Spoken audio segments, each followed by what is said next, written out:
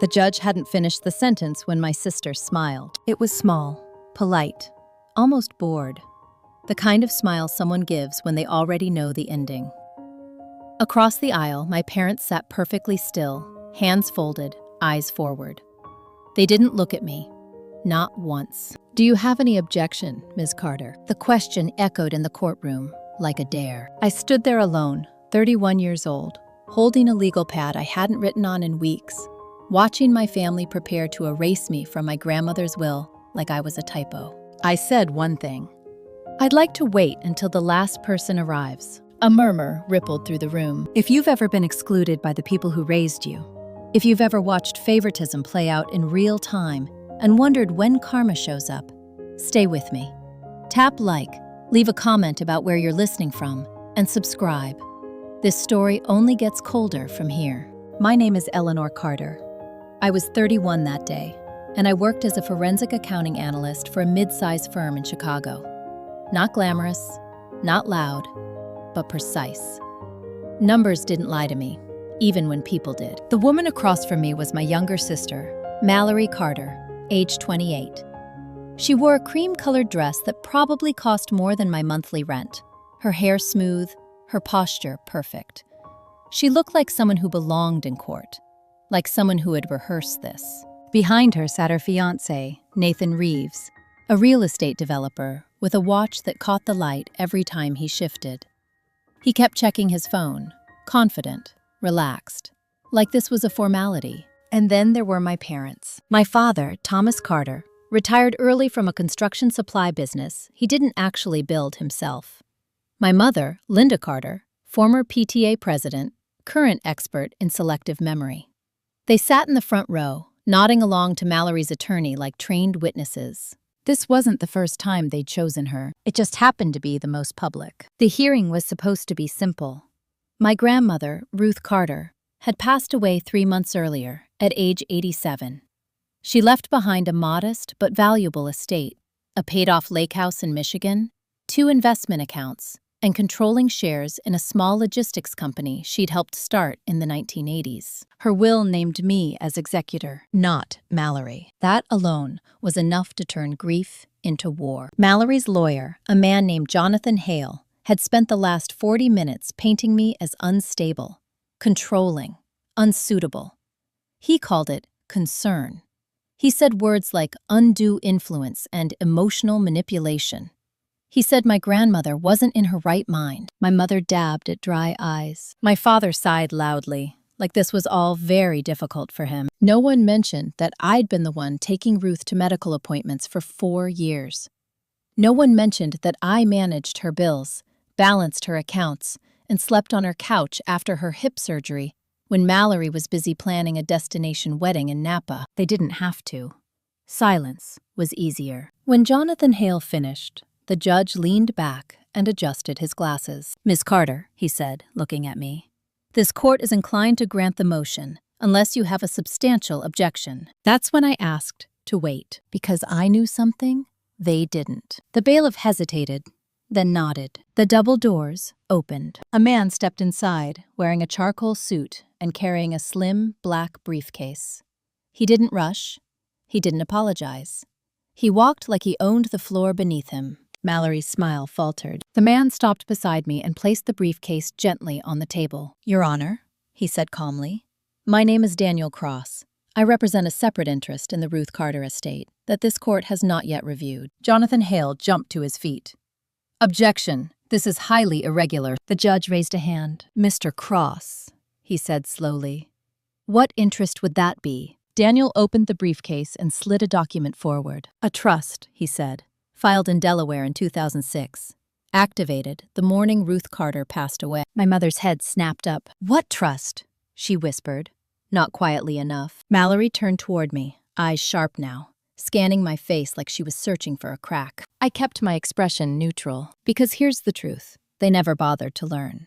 About me. I don't react when I'm panicking. I get very still. Daniel continued, his voice steady. "The trust supersedes the public will.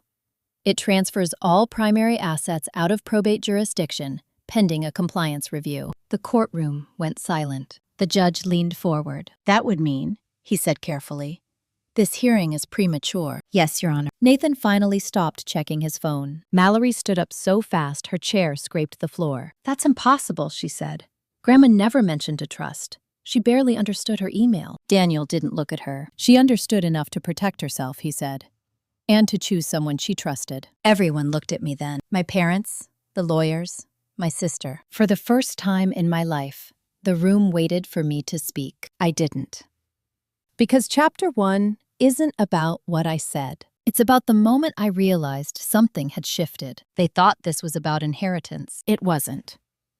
It was about control, and they were about to lose it. The judge called a recess. My mother grabbed Mallory's hand. Nathan whispered urgently into his phone. Jonathan Hale stared at the document like it had personally betrayed him. Daniel leaned closer to me. They're already scrambling, he said quietly.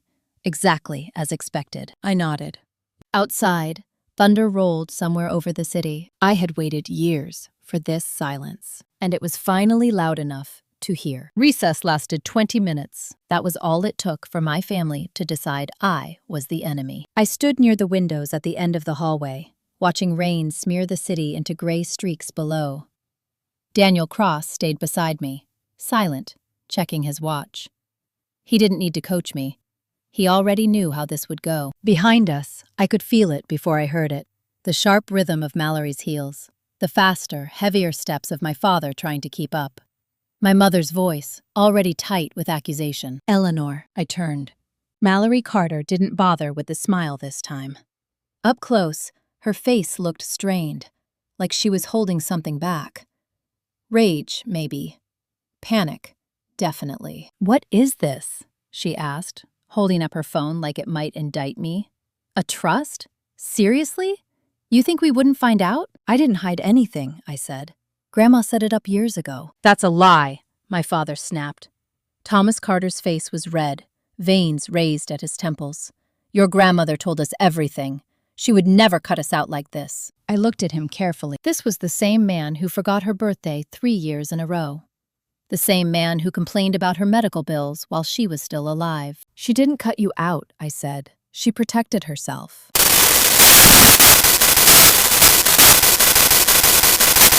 Sweetheart, she said softly, touching my arm like we were close. You don't understand what you're doing. Mallory is getting married in 6 months. This is her future. You've always been independent.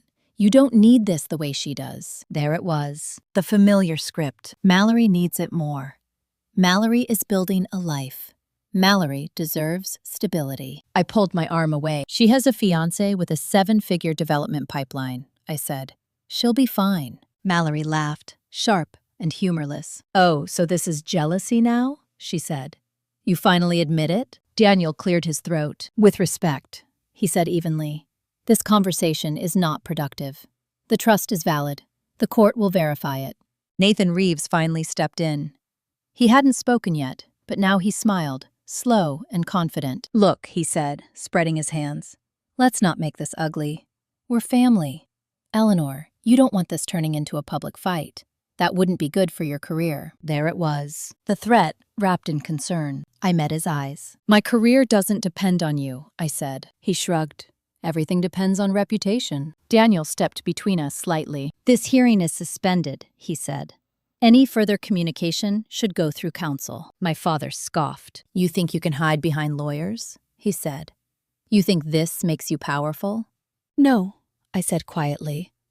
I think it makes me careful. The bailiff called us back inside. When the judge returned, his tone was different. Cautious. Alert. This court will suspend proceedings for 72 hours, he said. Verification of the trust will determine jurisdiction. Mallory's lawyer objected. It didn't matter. The gavel fell. Outside the courthouse, the rain had turned into a steady downpour. I pulled my coat tighter as we stepped onto the steps. Mallory followed me out, ignoring Daniel completely. You think you won, she said under her breath. But you didn't. I stopped walking. She leaned closer. You don't belong in this family, she said. You never did. Grandma felt sorry for you. That's all this is. I looked at her. Really looked. Mallory had always been louder than me. Prettier, better at being seen. She learned early that affection came with performance. I learned something else. She didn't feel sorry for me, I said.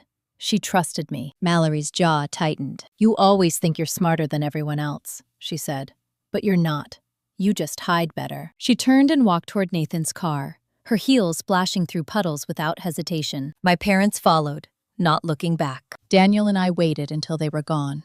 That went about as expected, he said. I exhaled slowly. They'll escalate, I said. Yes, he agreed. And that's the point. We drove separately. I didn't go home. I went to my office. The building was mostly empty by then. It was after 6. The cleaning crew nodded as I passed, my heels echoing down the hall. I unlocked my office, sat down, and opened my laptop. For years, my family thought I was passive, quiet, unambitious. What they didn't know was that forensic accounting had trained me to do one thing exceptionally well: follow patterns. And Mallory had a pattern.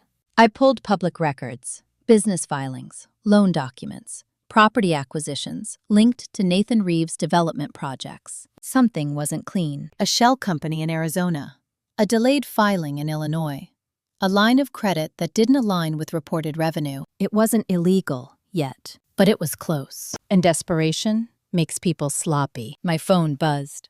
A text from my mother. We need to talk. Just us. Dinner tomorrow? I stared at it for a long moment. Then I typed back, okay. Because here's the thing about people who've always had power. They don't realize when they've lost it. They think dinner is reconciliation. I knew better. I shut down my computer, locked my office, and walked out into the night. The rain had stopped. The air smelled clean. Behind me, somewhere, a storm was reorganizing itself, and I was done being caught in it. Dinner was scheduled for 7. By 6:30, my mother had already texted twice. The first message was neutral. We're making roast chicken, your favorite. The second was sharper. Don't be late. Your father doesn't like waiting. I arrived at their house at 7:04. Old habits die hard. I was 4 minutes late on purpose. The house looked exactly the same as it had for the last 15 years. White siding, trimmed hedges, porch light too bright. The kind of place designed to look stable from the outside. Inside, it had always been about control. My mother, Linda Carter, opened the door before I could knock. She smiled too quickly, the way people do when they've already decided what they need from you. There you are, she said, pulling me into a hug I didn't return. Come in, we're all here. All. The word landed wrong. At the dining table sat my father, Thomas Carter, stiff-backed and silent. Mallory was there too, scrolling through her phone, legs crossed, looking like she'd never stormed out of a courthouse less than 3 hours earlier. Nathan Reeves wasn't present. That was intentional. I took my seat. The table was set carefully. Cloth napkins, real plates. This wasn't a casual dinner. It was a meeting. My father cleared his throat. So, he said, let's stop pretending. What exactly are you trying to pull? There it was. No easing in, no small talk, just accusation. I'm not pulling anything, I said. I'm following Grandma's instructions. Mallory laughed softly, still looking at her phone. She didn't instruct you, she said. You manipulated her. My mother reached across the table, touching Mallory's wrist. Sweetheart, she said gently. Then she turned to me. Eleanor, you need to understand how this looks. I do, I said. No, she said quickly. You don't. You've always lived in your own world. Numbers, files, quiet little offices. This is real life. I looked at her. I work with federal auditors, I said. This is very much real life. My father slammed his hand lightly on the table. Not enough to draw attention, just enough to assert dominance. You think you're clever, he said, but you're making enemies you don't understand. I picked up my water glass. Are you threatening me?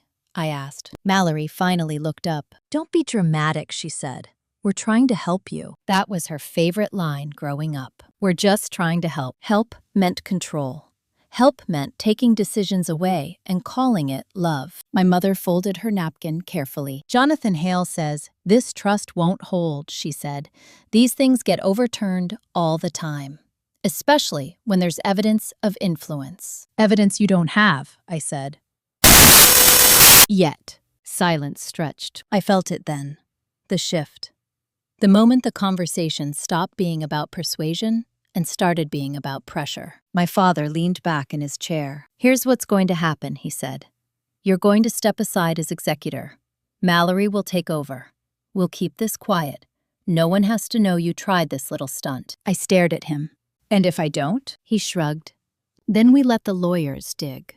Your work, your finances, your mental health." My mother flinched slightly, but didn't stop him. Mallory's eyes stayed on me, sharp and expectant. "You live alone," Mallory said. "No kids, no husband. People like you get stressed easily." I set my glass down slowly. "This dinner is over," I said. My mother's face tightened. "Sit." I stood. That's when my father said, "You owe this family." The words hit harder than I expected. I turned back to him. "I paid Grandma's medical bills," I said. "I handled her estate planning. I managed her company accounts for free. I took unpaid leave to care for her after her fall." My mother waved her hand dismissively. "She was your grandmother," she said. "That's what family does." Mallory smirked. "Exactly," she said. "So do the right thing now." I looked at each of them, and something inside me settled. "You don't want fairness," I said calmly. "You want obedience." My father stood up. "You walk out that door," he said, voice low, "and don't bother coming back." I nodded. Good. I left without dessert. In my car, my hands shook for exactly 30 seconds. Then they stopped. I drove straight back to my office. Not to work. To verify. By midnight, I had confirmation. The Arizona shell company tied to Nathan Reeves was leveraged beyond its assets. A short-term bridge loan was coming due in 8 weeks.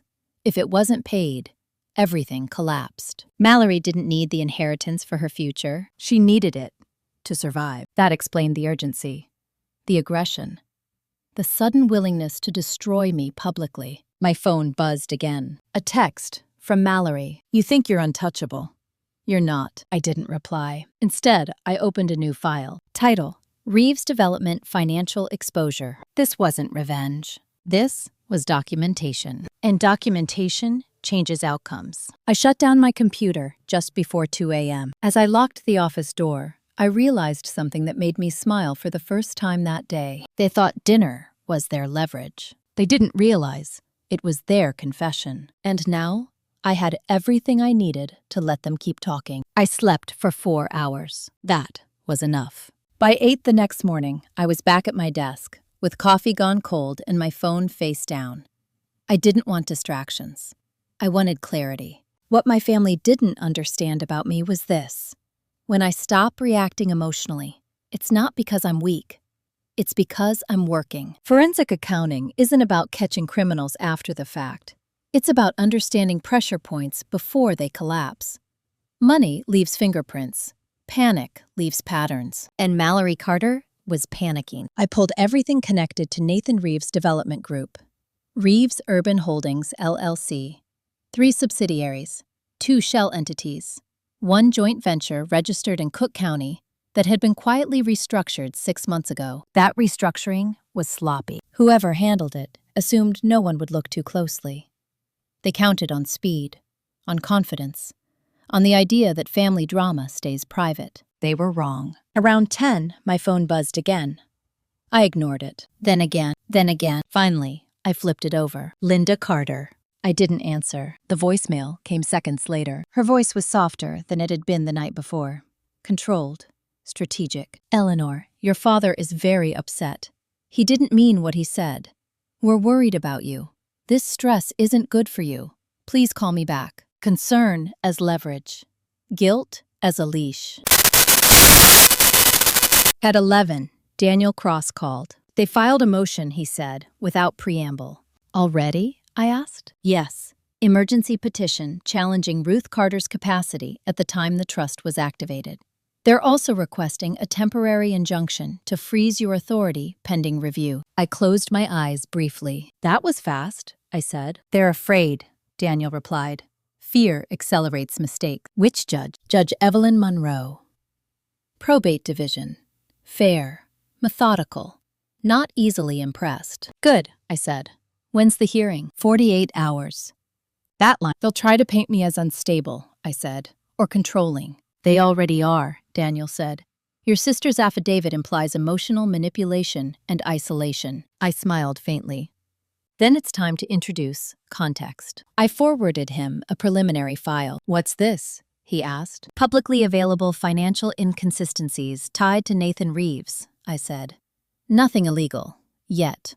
But enough to establish motive. There was a pause on the line. This is thorough, Daniel said finally. How long have you had this? Since midnight. Another pause. Eleanor, he said carefully. This changes leverage. That's the idea. I hung up and leaned back in my chair. For years, my family framed me as passive because I didn't fight loudly. They mistook silence for submission, precision for weakness. Mallory had always been rewarded for spectacle. I had learned to survive through accuracy. At noon, I left the office and drove to a small cafe near the river. Neutral ground, public, quiet. I chose a table near the window. Mallory arrived 7 minutes late. She didn't apologize. She sat down, dropped her purse beside the chair, and folded her arms. I don't have long, she said. Neither do I replied. She studied my face. You look tired, she said. This isn't healthy. I smiled slightly. Neither is financial overextension. Her eyes flickered. There it was. You think you know something, she said. She leaned forward. You don't get to talk to me like that, she said. You're not better than me just because Grandma felt guilty. I didn't react. I didn't come here to argue, I said. I came to set boundaries. She laughed. Boundaries, she said. You're about to lose everything. Am I? Her phone buzzed. She glanced at it, jaw tightening. I waited. You're bluffing, she said finally. That trust won't survive. And when it doesn't, everyone will see what you tried to do. What did I try to do? I asked. She hesitated. That's interesting, I said calmly. You're accusing me of something without naming it. She stood abruptly. This is pointless, she said.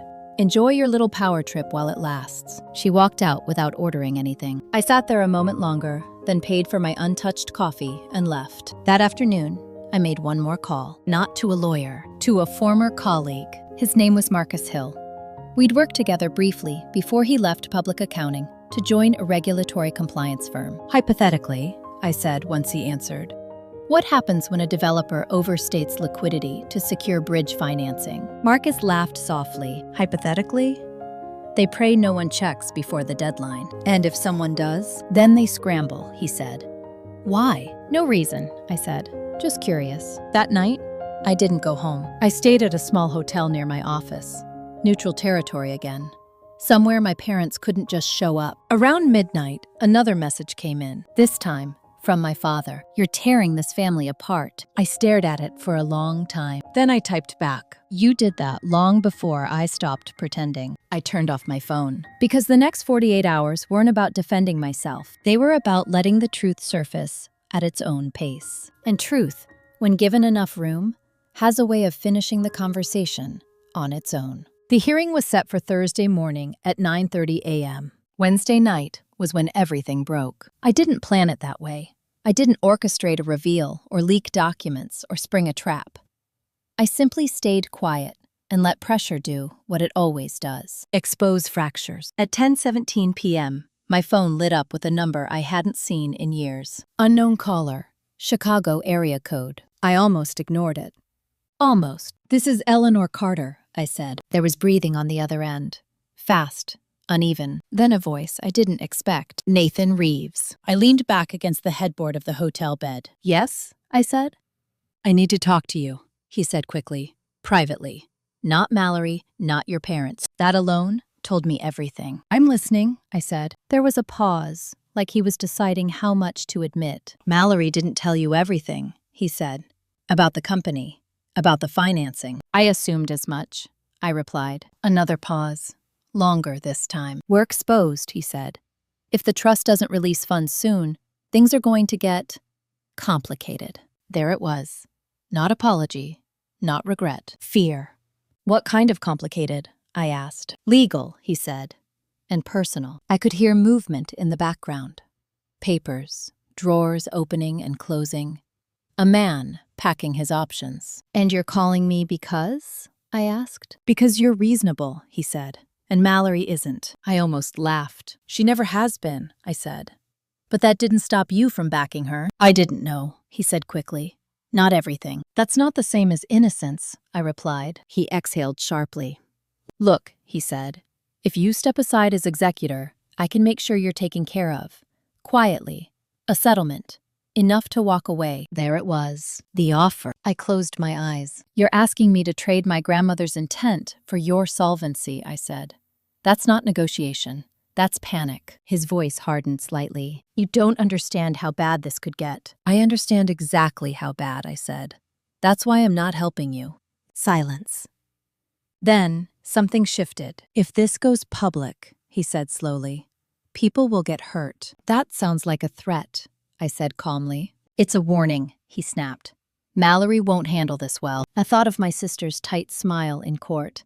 The way her hands shook when she thought no one was watching. She already isn't, I said. He hung up without another word. I sat there for a long moment, staring at the dark screen of my phone. Then I did something very deliberate. I wrote down the time, the number, the exact phrasing he'd used. Because when people call you at night to offer money and imply consequences, it's no longer a family disagreement. It's leverage. I slept deeply for the first time in days. Thursday morning. The courthouse buzzed with quiet anticipation. Not drama, not spectacle, just tension. Judge Evelyn Monroe took the bench exactly on time. Mallory sat across from me in a navy suit this time. Conservative, controlled. Nathan sat beside her, jaw tight, eyes avoiding mine. My parents were behind them, looking smaller than usual. Daniel Cross leaned toward me. They look tired, he murmured. So do people who've been lying to themselves, I said. Jonathan Hale opened with confidence. Too much of it. He spoke of concern, of manipulation, of a granddaughter who had isolated an elderly woman and exploited trust. He spoke for 20 minutes. I watched Mallory the whole time. She didn't look triumphant. She looked braced. When it was Daniel's turn, he stood calmly. We don't dispute that Ruth Carter trusted Eleanor Carter, he said.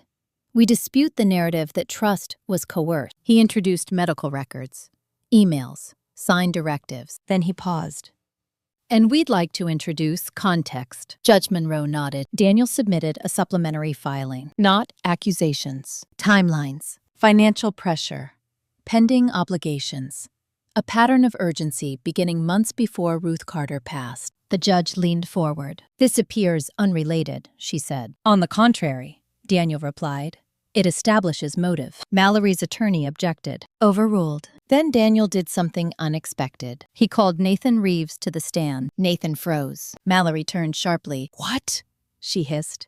Nathan stood slowly, like a man walking into a storm he'd already accepted. Under oath, things unraveled differently. Questions are precise. Answers are binding. Daniel asked about financing, about bridge loans, about upcoming deadlines. Nathan tried to deflect, but the numbers didn't lie. Judge Monroe's expression changed. Mr. Reeves, she said, are you currently under financial obligation that would materially benefit from early access to trust funds? Nathan swallowed. Yes, he said quietly. Mallory stood up. This is irrelevant, she snapped. He's not the beneficiary. No, the judge said coolly. But his pressure may explain yours. Silence fell. Mallory sat back down. Her face had gone pale. The judge recessed the court for 15 minutes. In the hallway, my mother approached me. Her voice trembled. You didn't have to do this, she said. You're humiliating us. I looked at her. No, I said. I'm telling the truth. My father didn't speak. He wouldn't meet my eyes. When court resumed, Judge Monroe ruled. The injunction was denied. My authority as executor remained intact. Further review was ordered into the attempted challenge. Mallory didn't cry. She didn't shout. She stared straight ahead. Frozen. As we left, Daniel leaned close. They're not done, he said. I know. Outside, cameras waited. I didn't stop. I didn't comment. I walked. If you're still listening, this is where it changes. This is where family drama turns into something colder. If you want to know how it ends, like the video, leave a comment, and subscribe. Because the next move wasn't theirs. It was mine. And I wasn't going to announce it first. The silence after a denied injunction is louder than any argument. It follows you. I felt it in the parking garage as I walked to my car. In the way Mallory didn't call. in the way my parents didn't text, in the way Nathan Reeves didn't look back as he disappeared down the courthouse steps with his attorney. People think victory feels like relief. It doesn't. It feels like standing alone on a clean floor after everyone else has fled the room. I drove straight to my apartment, packed a bag, and left again within the hour. Not because I was afraid, because proximity creates leverage, and I was done giving them any. By noon, I was back at my office. Daniel Cross arrived shortly after, closing the door behind him. "They're scrambling," he said. "Your sister is calling everyone she knows. Old contacts, new lawyers, people she hasn't spoken to in years." "Good," I said. "Scrambling creates records." He studied me for a moment. "You're not reacting the way most people do," he said. "I already mourned this family," I replied. I just hadn't admitted it yet. Daniel nodded once. "There's something else," he said. "Jonathan Hale filed a secondary motion this morning." "On what grounds?" I asked. "Access," he said. "They're claiming you're withholding information related to the estate, specifically a property Ruth Carter owned in Iowa." My hands paused over the keyboard. "Iowa?" I repeated. "Yes," Daniel said. "A rural parcel, minimal assessed value. She left it to you outright." I leaned back slowly. "That property. My grandmother used to call it the quiet place. She'd inherited it from her brother decades ago. A few acres, an old structure, nothing flashy. My parents dismissed it as worthless land she refused to sell out of sentiment." "They're contesting that?" I asked. "They want access," Daniel said. "They're arguing that any asset tied to the estate should be frozen." I thought about the way Mallory's eyes had narrowed when Daniel mentioned motive in court. About Nathan's call the night before. About urgency. "They think something's there," I said. Daniel's expression sharpened. "Is there?" "Yes," I said. "Just not what they're imagining." He didn't ask more. That afternoon, my mother showed up at my office. Security called before she reached my door. "There's a woman here asking for you," the receptionist said carefully. "She says she's your mother." I considered for a moment. "Send her up," I said. Linda Carter walked in like she owned the place.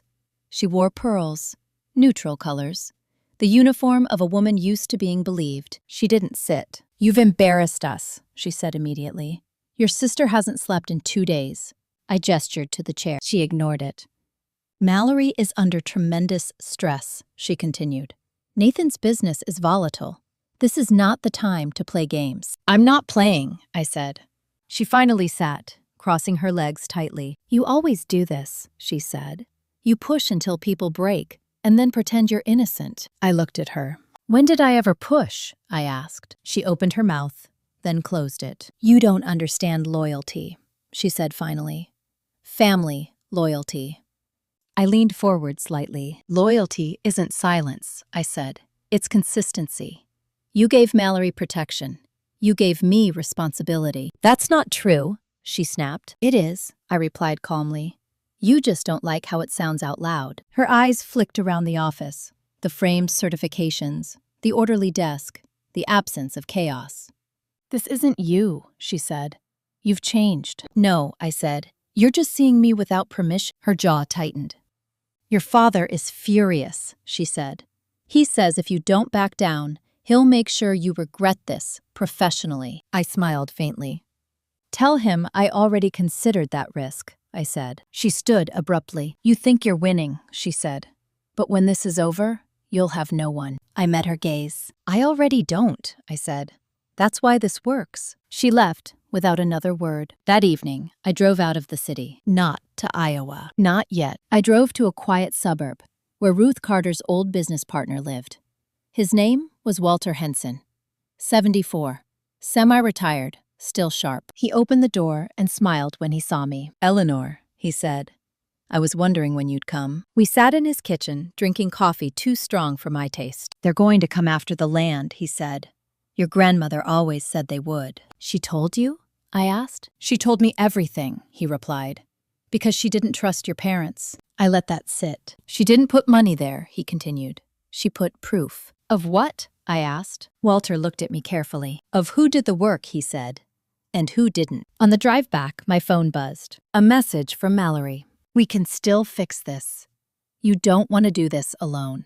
I didn't respond, because that was the first honest thing she'd said. I was alone, and that was exactly why I could finish this cleanly. When I got home, Daniel had left a file on my desk. Discovery request. Expanded. They were digging faster now. I opened my laptop and started organizing documents, because Chapter 6 wasn't about confrontation. It was about preparation. And the people who mistake silence for weakness never see the last move coming. They started circling 3 days later. Not directly, not aggressively, the way predators do when they're not sure where the trap is. It began with emails, requests for clarification, requests for copies, requests framed as cooperation but written like accusations. Jonathan Hale wanted access to records I had already provided. He wanted timelines broken down further. He wanted explanations for decisions that had been documented years ago. It wasn't about information. It was about pressure. Daniel Cross called it what it was. They're trying to exhaust you, he said. Make you slip. I won't, I said. I know, he replied. But we should assume they'll escalate. That afternoon, the escalation arrived in the form of a certified letter from a different firm. This one represented Thomas and Linda Carter directly. The letter accused me of mismanagement, of alienation, of emotional harm. It suggested mediation. It hinted at civil action. My father had finally stepped out from behind Mallory. That told me something important. He was scared. I didn't respond. Instead, I booked a flight. Not to Iowa yet. To Des Moines. From there, I rented a car and drove west for an hour, until the road narrowed and cell service dropped to one bar. The land wasn't marked. No sign. Just a gravel turnoff Ruth Carter had shown me once, when I was 22. You won't see value here, she'd said then. Not the way others look. The property was exactly as I remembered it. Flat, quiet. An old weathered structure half hidden by trees. I parked and stepped out. The air smelled like soil and leaves. No traffic, no voices, just wind. Inside the building, dust coated everything. A long wooden table, rusted shelves, locked metal cabinets. I knew which one. The key had been in my grandmother's safety deposit box, taped to a note in her handwriting, for Eleanor. When they start asking questions, the cabinet creaked open. Inside were ledgers, blueprints, original contracts, not money, history. Ruth Carter hadn't just invested in the logistics company, she'd built it. The early capital hadn't come from my grandfather. It had come from her. And she documented every transfer, every loan, every silent bailout she'd made when Thomas Carter's business failed quietly in the 90s. My father hadn't inherited success. He'd been propped up. And the Iowa property, it was where she stored the proof. I photographed everything, cataloged, indexed. When I left, I locked the cabinet again. They weren't ready for this yet. On the drive back, my phone lit up. Unknown number, I answered. This is Eleanor Carter. Silence. Then breathing. Then Mallory. You went to Iowa, she said. Not a question. How do you know? I asked. You weren't home, she said. Your office said you were out of state. I smiled faintly. Should I be concerned that you're tracking me? You're tearing this family apart, she snapped. Dad's furious. Mom's barely holding it together. That's not my responsibility, I said. You're enjoying this, she accused. No, I replied. I'm finishing it. Her voice dropped. What do you want? She asked. Nothing from you, I said. That's the problem. There was a long pause. Then her tone shifted. Quieter. Sharper. If you release whatever you found, she said, Nathan is done. And if he goes down, he'll take people with him. Are you asking me to protect him? I asked. I'm asking you to think about consequences, she said. I am, I replied. Every day, she hung up. When I returned to Chicago, Daniel was waiting. They filed another motion, he said. This one's aggressive. On what grounds? They're requesting an independent audit of the estate, he said. Full access, including the Iowa property. I nodded. It's time, I said. Daniel raised an eyebrow. Are you sure? Yes, I said. They've stepped into it. That night, I drafted a single letter, addressed to Jonathan Hale, copied to Judge Monroe. It was short. I welcome an independent audit. All records will be made available. Daniel read it once, then again. You realize, he said slowly, this doesn't just defend you. I know, I replied. it ends them. If you're still here, this is the moment where everything pivots. The quiet work, the unseen preparation. This is where tables start to turn. Stay with me. Like, comment, subscribe. They'll be chasing the truth. The audit was scheduled for Monday. That gave them 4 days. 4 days to panic. 4 days to speculate. 4 days to convince themselves that whatever was hidden in Iowa had to be money. People who think in cash can't imagine value that doesn't spend easily. That blind spot was about to cost them everything. I didn't tell my parents the audit was coming. I didn't warn Mallory. I didn't leak anything. I let the notice come directly from the court, stamped, neutral, unavoidable. Judge Evelyn Monroe ordered a third-party forensic review of the entire Ruth Carter estate, including all historical business interests and supporting documentation. No limits, no redactions. The reaction was immediate. Mallory called 12 times in one afternoon. I didn't answer. My father left a voicemail that started calm and ended with shouting. I deleted it without finishing. My mother sent a single message. Please stop. This is going too far. I stared at it for a long moment before locking my phone and setting it face down. Monday morning, the auditors arrived. 2 men and 1 woman. Gray suits, flat expressions. No interest in family dynamics. Their lead was named Cynthia Rowe, CPA, CFE. She shook my hand once and got straight to work. We're here for facts, she said, not stories. Perfect. We started at my office, where I'd already prepared digitized files. Years of correspondence, contracts, amendments, bank transfers, dating back decades. By noon, Cynthia Rowe stopped flipping pages. Your grandmother was meticulous, she said. Yes, I replied. She had to be. The auditors moved methodically. No rush, no drama. At 3, they requested access to the Iowa property. I didn't hesitate. The drive out was quiet. No one spoke much. The land didn't announce itself. It waited. When the cabinet opened, Cynthia Rowe's expression changed. Not shock, recognition. This isn't an asset, she said slowly. This is attribution. She looked up at me. Your grandmother funded multiple ventures without formal recognition, she continued. These documents show controlling interest that was never publicly recorded. Yes, I said. She didn't want credit. She wanted stability. One of the auditors whistled softly under his breath. Your father's business, he said, pointing to a ledger. It was insolvent in 1997. She covered payroll. And again in 2003, Cynthia added. And refinanced debt in 2008. They exchanged looks. This changes everything, Cynthia said. Back in Chicago, word spread quickly. Jonathan Hale requested a delay. Denied. Mallory showed up at my apartment that night. She didn't knock. She pounded. I opened the door and stood there, calm. She looked different, pale, unraveled. What did you do? She demanded. I told the truth, I said. You exposed us, she said. You humiliated Dad. He humiliated himself, I replied. She stepped closer, lowering her voice. You don't understand what this will do, she said. The company, the family, everything we built. I met her eyes.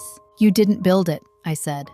You inherited the illusion. Her hands curled into fists. You always hated me, she said. I shook my head. No, I said.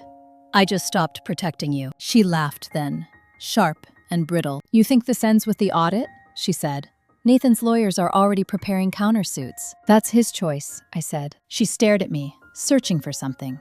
Sympathy, fear, weakness. She found none. You're alone, she said finally. I nodded. Yes, she turned and left. 2 days later, the preliminary audit report was filed. It didn't accuse, it clarified.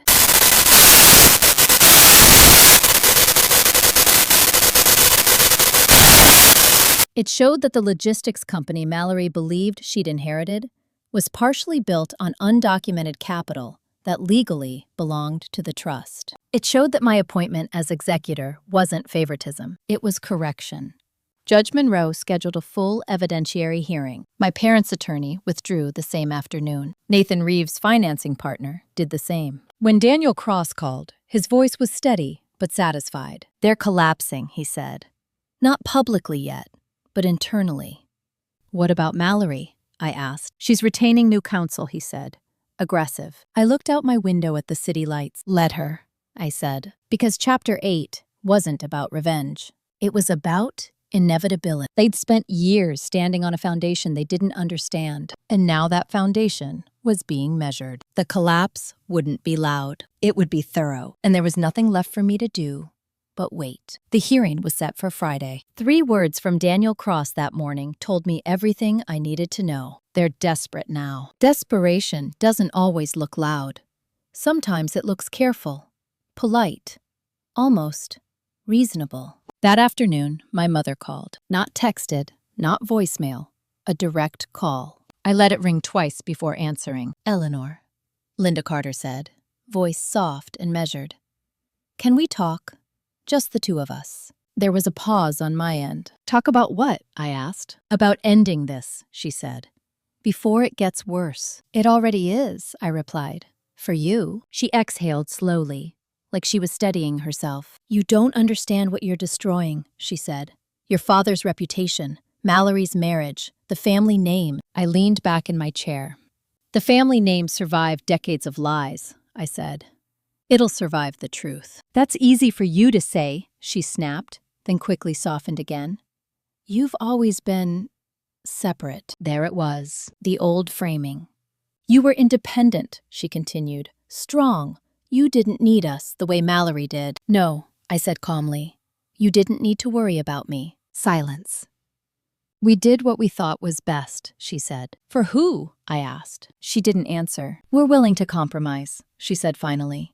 Your father is prepared to step back. Publicly acknowledge your role. Share the company. I closed my eyes briefly. And the audit? I asked. That can be reframed, she said. We can talk to the judge. Explain context. You want me to lie? I said. You want to punish us? She shot back. No, I said. I want it to stop. She lowered her voice. Mallory is falling apart, she said. Nathan's investors are circling. If this goes through, she loses everything. I pictured my sister standing in my doorway 2 nights earlier, eyes hollow, hands shaking. I didn't do that, I said. She did. There was a sharp inhale. You always think you're right, my mother said. That's your problem. And you always think love means control, I replied. That's yours. She hung up. Friday morning came cold and bright. Judge Evelyn Monroe took the bench, with a stack of documents thick enough to end careers. Mallory sat across from me, in a black suit this time. No color, no softness. Her hair was pulled back tight, face pale, eyes rimmed red. Nathan Reeves wasn't there. That absence spoke volumes. Daniel leaned toward me. Her counsel advised against his appearance, he said quietly. Too many conflicts. The hearing began without ceremony. Cynthia Rowe, the lead auditor, testified first. Calm, precise, unemotional. She walked the court through timelines, capital flows, undocumented loans, silent bailouts. She didn't say fraud. She didn't need to. By the time she finished, the room felt heavier. Mallory's new attorney tried to reframe, to argue intent, to argue ignorance. Judge Monroe stopped him halfway through. I'm not concerned with intent, she said. I'm concerned with misrepresentation. Then she looked directly at Mallory. Miss Carter, she said, you challenged your sister's authority based on alleged manipulation. Do you still stand by that claim? Mallory's mouth opened, closed. She glanced back at my parents. They didn't move. Yes, she said finally. I do. That was her mistake. Daniel stood. Your Honor, he said. We request permission to introduce supplementary evidence. Judge Monroe nodded. Proceed. Daniel handed the clerk a single document. Not from Iowa. From Nathan Reeves' firm. A sworn statement. Mallory stiffened. Her attorney leaned toward her, whispering urgently. The statement was read aloud. Nathan Reeves acknowledged financial distress, pressure to access trust funds, and discussions with Mallory Carter regarding expedited inheritance. He didn't accuse her. He didn't protect her. He simply told the truth in his own interest. The room went silent. Mallory stood up. That's not fair, she said, voice cracking. He's lying to save himself. Judge Monroe's expression didn't change. Sit down, Ms. Carter, she said. You've had ample opportunity to be honest. Mallory didn't sit. She looked at me. You planned this, she said. You always had. No, I said quietly. I waited. The judge struck the gavel once. That's enough. She took a breath, then delivered the ruling. The challenge to the trust was dismissed. My role as executor was affirmed. A formal review into misrepresentation was ordered regarding prior business dealings. Mallory Carter's claim to operational control of the company was suspended pending outcome. My parents didn't react. They looked empty. As we stood to leave, Mallory turned to me one last time. You could have stopped, she said. You could have chosen family. I met her gaze. I chose reality, I said. Outside, the air felt different, lighter. Daniel walked beside me in silence until we reached the steps. You okay? He asked. Yes, I said, for the first time. If you're still listening, this is the part most people miss. Revenge isn't loud. It's patient. It's letting someone walk far enough into their own story that the ending writes itself. Like the video if this resonates. Leave a comment if you've ever been the one who saw the truth first. Subscribe if you want to hear how this finally ends. It's about what they lost. Loss doesn't announce itself all at once. It arrives in pieces. The first thing my parents lost was the house. Not immediately. Not with drama. Just a letter from the bank dated 2 weeks after the hearing, triggered by a clause Ruth Carter had quietly attached years ago. The property had never been fully theirs. It was collateral, conditional, revocable. My father called me when the notice arrived. He didn't yell. That was how I knew it was real. They're saying we have 90 days, Thomas Carter said, voice flat. There has to be some mistake. There isn't, I said. Silence stretched between us. You knew, he said finally. Not a question. Yes, I replied. You let this happen, he said. No, I said.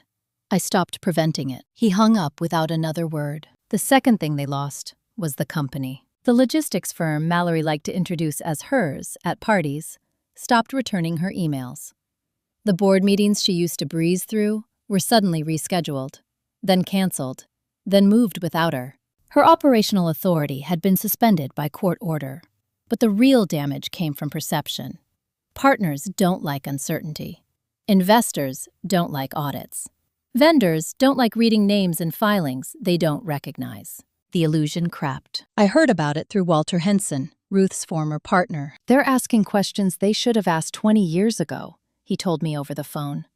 And they don't like the answers. Mallory showed up at my office a week later, not angry this time, tired. She stood in the doorway, arms crossed loosely, like she wasn't sure she had the right to be there. I don't need money, she said immediately. I need time. I gestured to the chair. She sat. They're forcing a sale, she continued. The board. They want to distance themselves.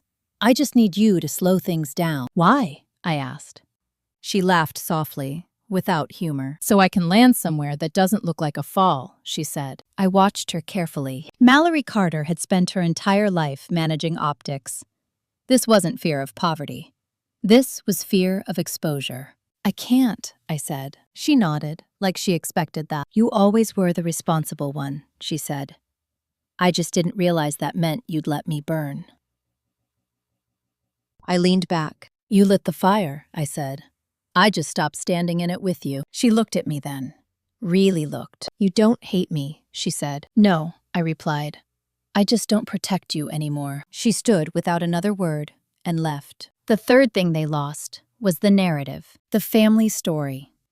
The version where Thomas Carter was the self-made man, Linda Carter the devoted wife, Mallory the heir apparent, and I was the extra, the quiet one, the one who didn't need much. That story didn't survive documentation. The audit report circulated quietly among people who mattered. It didn't accuse, it clarified.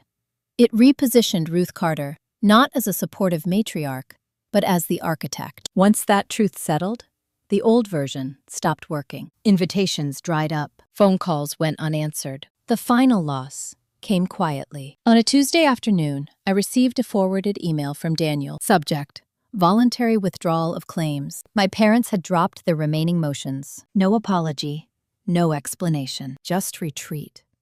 I didn't feel victorious. I felt finished. That night, I drove to the Iowa property alone. The land was still, unchanged, honest. I unlocked the cabinet one last time and removed what remained.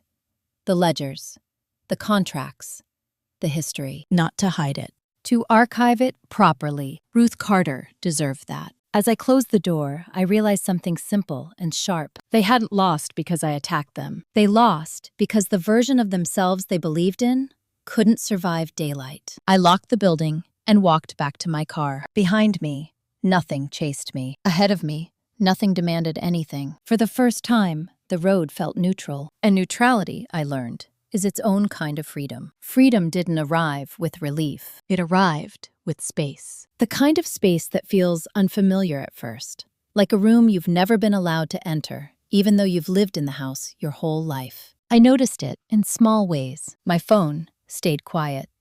No late-night calls, no messages disguised as concern, no emotional emergencies that weren't actually mine. I slept through the night. At work, my focus sharpened. Without the constant background noise of family expectation, my thoughts moved cleanly from problem to solution.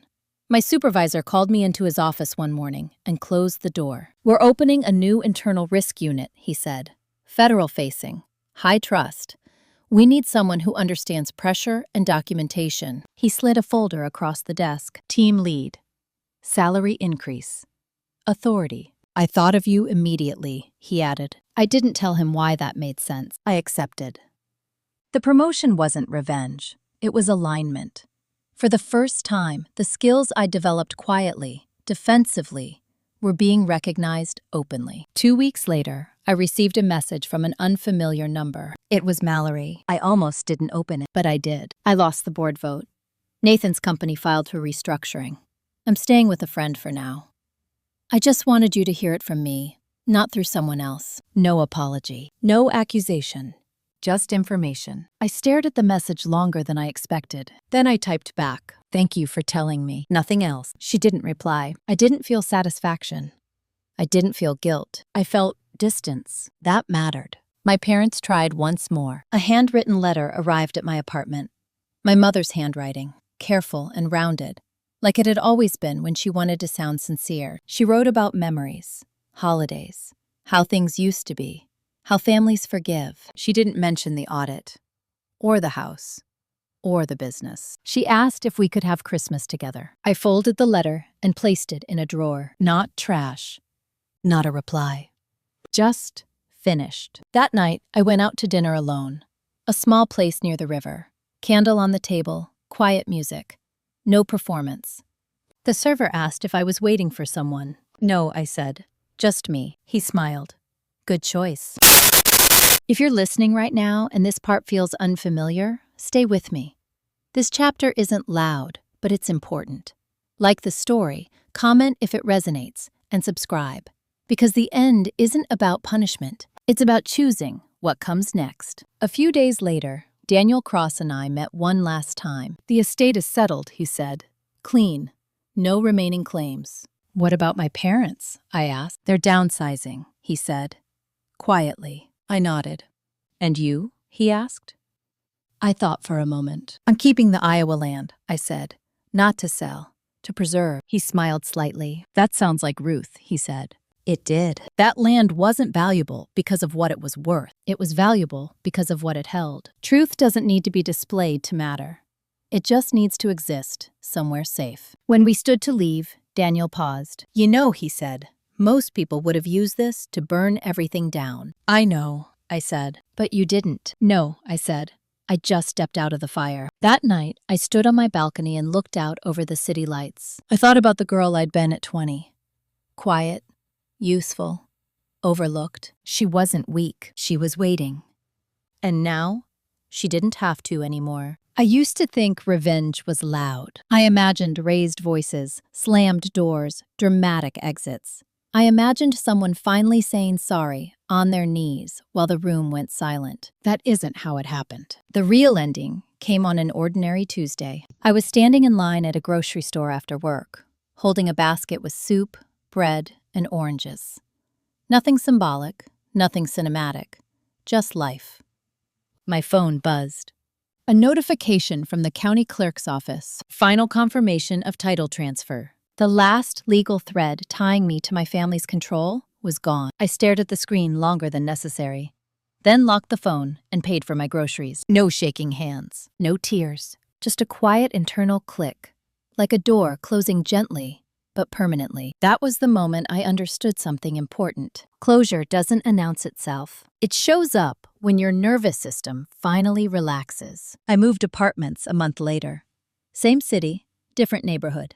More light, fewer memories. I didn't tell anyone in my family the address. I donated half the inherited funds quietly.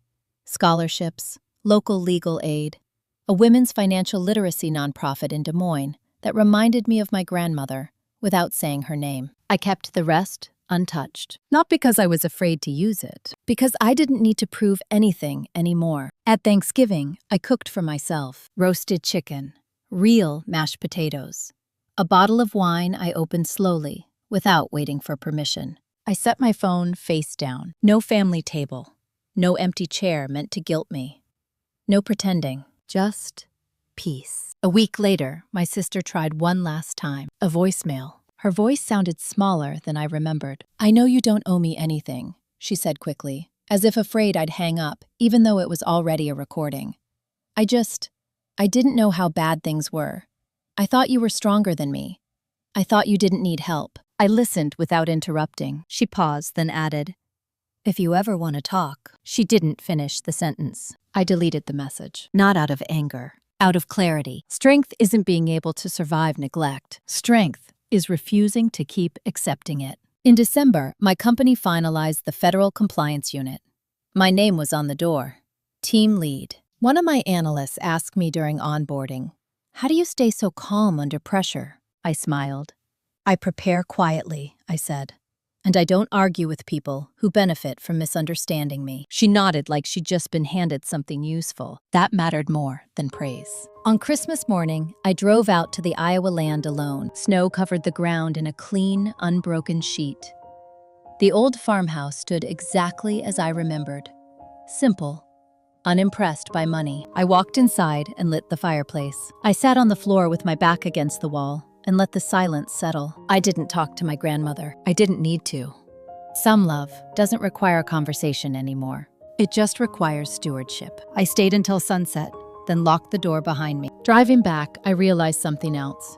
They would always tell the story differently. In their version, I was cold, ungrateful, changed by money. In mine, I finally stopped shrinking. You don't get to control the story people tell about you after you leave, but you do get to decide whether you keep showing up to be rewritten. That's the part no one warns you about. It feels quiet and lonely, and then one day, it feels free. If you're still listening, still here with me, I want you to know this. Being excluded doesn't mean you are unworthy. Being overlooked doesn't mean you were invisible. Sometimes it means you were never meant to belong to a system that only rewards obedience. Family drama doesn't always end with apologies. Revenge doesn't always look like payback. Sometimes karma is simply watching the table turn while you're already gone. If this story resonated with you, if you've ever been the one quietly carrying the weight while someone else took the credit, leave a comment. I read them. Like the video if you want more stories like this. Subscribe if you believe self-respect is louder than revenge. This wasn't a story about inheritance. It was a story about choosing yourself. And once you do that, you don't need anyone else's permission to move on.